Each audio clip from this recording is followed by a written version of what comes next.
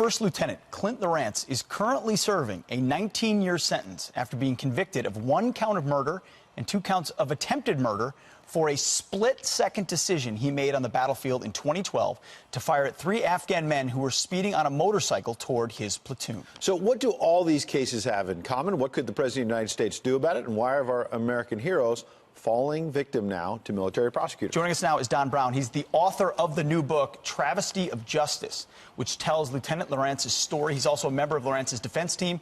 He served in the U.S. Navy himself as a JAG officer. Don, thanks so much for being here. This story, listen, I was a platoon leader in Iraq. Right. Had to make some of the very same decisions at the split moment. You don't know sometimes civilian from enemy, yet he's charged with murder. Why? Because the rules of engagement around the summer of 2011 changed, and they became so severely limited that, in fact, unofficial U.S. policy was to place the lives of the Taliban on a higher rung on the totem pole than our own soldiers. In other words, the Obama administration's policy by these restrictive rules of engagement favor the Taliban over Americans.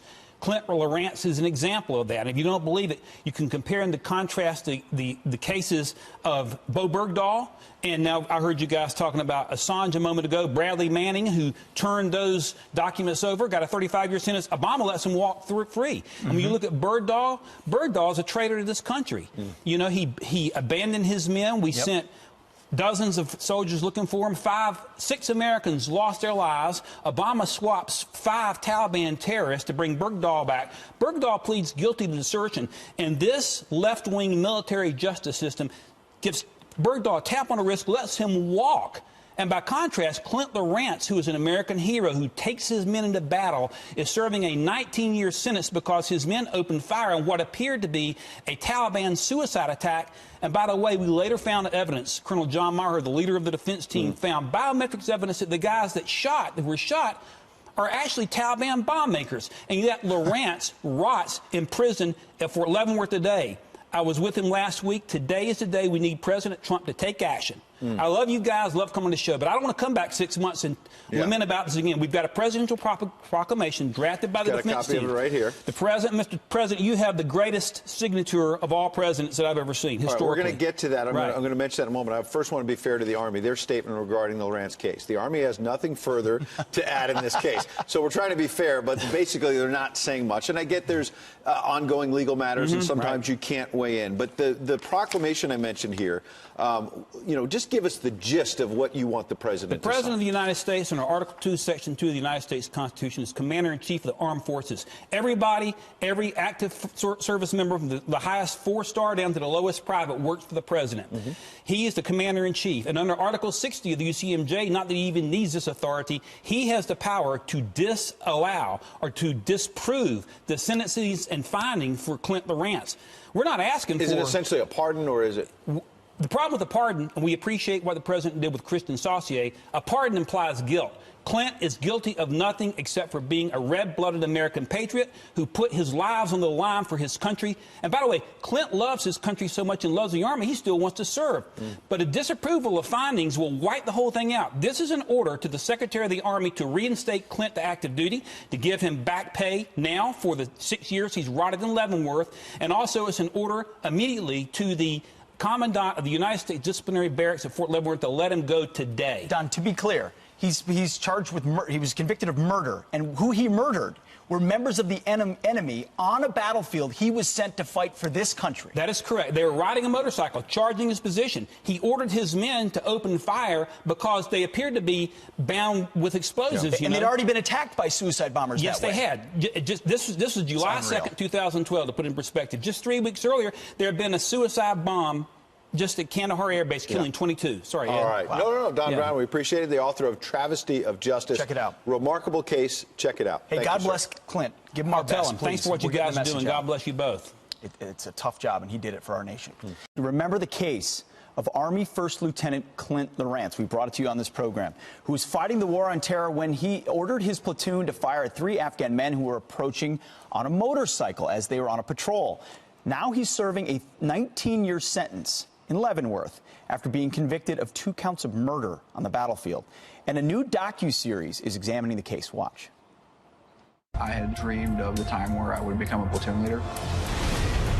He was the hardest working soldier that ever worked for me. The military justice system can be manipulated. Clint was in the wrong place at the wrong time. It was my job to get the guys back home safe. I was the Army's scapegoat. Was this someone who sought to do what was right, or is it someone who just disregarded procedures? You hear from Clint himself in the film. So is this new series an accurate portrayal of the case? Joining us now is Jamie Lorance, Clint's first cousin, and Don Brown, a member of Lorance's legal team and the author of the book, Travesty of Justice, The Shocking Prosecution of Lieutenant Clint Lorance. Thank you both for being here this morning. Don, I'll start with you. This is a 5-part series on Starz about Clint's case. Accurate or not? Should folks watch it? Partially.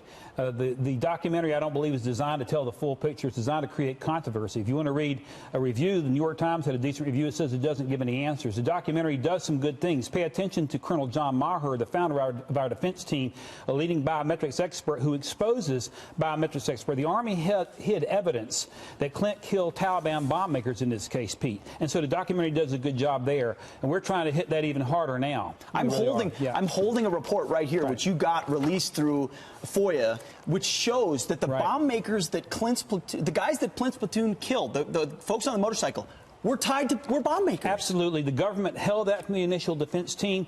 Colonel Maher, who founded our defense team, discovered that through contacts in Afghanistan. Then we filed a Freedom of Information Act lawsuit, Kevin Mikashek and John Maher, against the government, and they coughed it up. What you're holding is red-hot evidence that Clint Lorance killed the enemy, and yet he's serving in prison today. 7 years already, almost, on a 19-year sentence. And we're respectfully calling upon President Trump to bring him home before Veterans Day. Do the right thing. As you just pointed out, Baghdadi was killed. Al-Baghdadi's been killed today, and Clint Lorance went over there to take care of guys like that. All he was trying to do is protect his men, to keep them from going home in body bags. And this country treats them like that. 20 years to an American paratrooper. It's time to put an end to it, Pete. Well, we're learning more details tonight about the presidential pardon of an Oklahoma soldier. Army First Lieutenant Clint Lorance is now making the trek home to Celeste, Texas. Lorance from Hobart, Oklahoma, or Hobart. He was serving a 19-year murder sentence in Leavenworth Federal Prison. Lorance was found guilty in August of 2013 for the shooting death of 2 civilians during a 2012 mission in Afghanistan. Lorance thanked President Trump when he was released on Friday. Joining us now, Army First Lieutenant Clint Lorance and Clint's attorney, Don Brown. You were there 72 hours. That you came to take over a platoon where a bunch of Taliban on motorcycles had killed members of that platoon and took out the leader, severely injuring him, correct? Correct. Okay. Now, these guys passed the checkpoint and didn't stop, right? Correct. Sounds like exactly what had happened just before you had gotten there 2 weeks earlier. Absolutely. Happened all the time over there. Your job is to make sure that these men that you are protecting as their platoon leader come home, right? Right. And so how many seconds did you have to decide whether or not they were like the ones that injured the last platoon leader and killed others? It was just a few seconds. Yeah. Just a few seconds. And in that time, there's so many things going through your head. You're responsible for those guys. You're responsible for not just the Americans on the ground, the American soldiers, the young 18-year-old soldiers from across the country. But you're also responsible for the reputation of the United States. You're responsible for the partnership between the Afghan forces. And so you're thinking of a million different things, and I had a couple of seconds to make a decision. So we sent you over there to fight a war, right? If I remember correctly, this is a war against the Taliban. Right. Okay. And that platoon had just experienced death and injuries because of guys on motorcycles, right? Absolutely. And after your case, then we found out that, in fact, physical DNA evidence, right? Right. Literally was on IEDs for the very guys that you ended up rightly killing, correct? Absolutely. How did this happen? The Army hid the evidence. They wanted to push an agenda. They wanted to protect Obama's rules of engagement. Clint dared to try to protect his men. And the rules were set to place the lives of the Taliban above the lives of Americans. And so when Clint took action to take out this approaching motorcycle that threatened his men, and there were Afghan allies at the front of this platoon that fired first. He ordered fire within a period of about 15 seconds. They wanted to push an agenda to protect suicidal rules of engagement. So they hid evidence, Sean. So in the Obama years, they had rules of engagement that actually said you can't shoot unless you're fired upon. So maybe you'll die first or somebody gets injured first, then you can fight a war. The battlefield lawyer rule, you can't fire until you show hostile intent and hostile threat. And you've got to go through a battlefield lawyer analysis. By the time that happens, you're blown up or you're shot. And if you dare to take action like Clint did, they'll prosecute you for murder. And the president has taken a bold step to end that, and we're grateful for it. Well, I just can't believe it. If we're going to do this to guys we send to war, we can't send them. Because you're not going to fight to win the war. What's the point? Right, absolutely. The way I look at it, if you're not willing to fight the way you need to fight to win, then don't send the United States military. Send the State Department, the CIA. How about those guys in air-conditioned offices that want to sit back and judge your 3-second decision? Maybe we ought to send them over there and see how they do in that environment. A lot of it, though, based on the rules of engagement. What recourse, Counselor, does he have? Because I would want to sue a lot of people. We're going to talk to him about that, but I think the best thing that can happen is that Congress take action to end these suicidal rules forever so that other young men aren't put under this. This is personal to me. My son is a young paratrooper in the 82nd Airborne Division. The president has now taken action to show that he has the backs of these troops, but we have to codify it so that never again does this ever happen where we prosecute a young American for taking out the enemy. You don't seem angry. I'd be very angry. I'd be one pissed off person that lost 6 years of my life. Well, that doesn't do any good. The way I look at it, when something like this happens to you, you get really good at making lemonade, and so I mean, there's only one way to deal with that, and that is to get past it and to keep putting one foot in front of the other. But look, Sean, January 20th, 2017, my life changed forever because I knew that I had hope that day, and I knew that with President Trump getting elected, that I was going to go home. And yeah, it took a little while, but you know what? He's a busy man. He's being attacked from all sides, even from our own side. So you had a lot of opposition. Yeah, absolutely. I had followed your case for 6 years. Absolutely. I mentioned it to many people, right, including the president, right, in an interview, right. Anyway, we're glad you're home. Yeah, I really appreciate it. Your country owes you an apology. Appreciate it.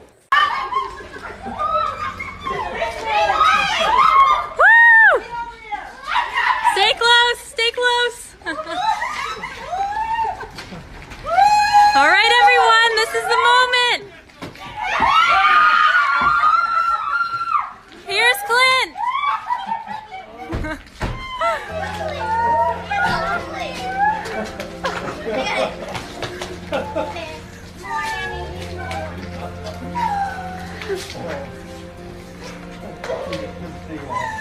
If tomorrow all the things were gone, I'd work for all my life, and I had to start again with just my children and my home.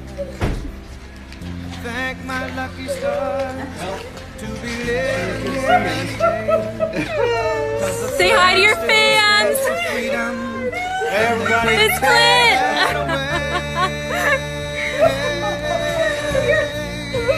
And I'm proud to be an American, where at least I know I'm free. And I won't forget the men who died. How's it feel, Clint? Feels great. Hey, I want to say thank you, President Trump. I'd like to ask the rest of the country to help me do that too. To tell President Trump thank you. I really appreciate it. Welcome home.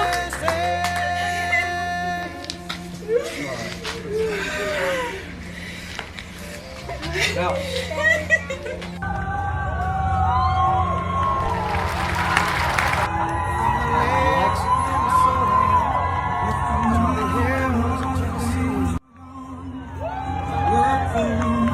Let's hear it, y'all!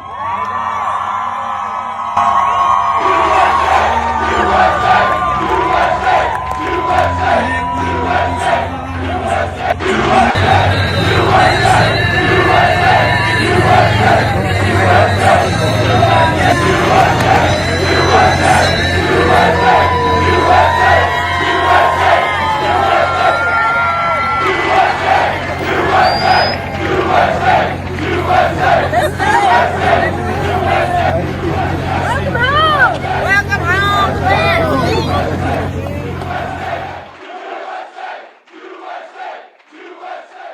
everybody. I'm Clint Lorance. In 2013, I ended up in Fort Leavenworth Military Prison under the Obama administration's disastrous military policies. I had been an infantry lieutenant in the 82nd Airborne Division leading a combat patrol in 2012. And when Obama's deep state bureaucrats needed a scalp to serve to the Afghan government, I was it. I served 6 years, 3 months, and 14 days in Leavenworth because the Obama administration weaponized the justice system for political gain. Then President Donald Trump issued a pardon and gave me my life back. You know, my journey has taught me the value of true leadership and justice. And Don Brown has been there with me every step of the way. He is a leader and he's a warrior for warriors.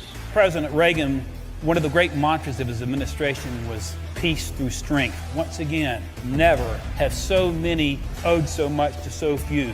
God bless them all.